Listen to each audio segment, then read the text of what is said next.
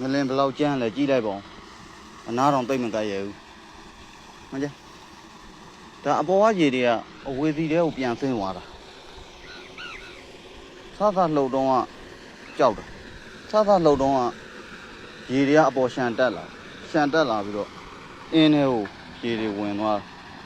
အခုတခါငလင်လှုပ်ပြီးတော့အင်းထဲကရေတွေကဥမာကြည့်ဟိုအဝေစီတွေကိုပြန်ဆင်းသွားတာကြောက်စရာကြီးနော်မှန်ကြအင်းထဲကရေတွေဥမာအဝေစီကိုဟာအနက်ကြီးပဲအဝေစီကိုပြန်ဆင်းသွားတာရေကြီးကနှစ်ချမ်းကွဲသွား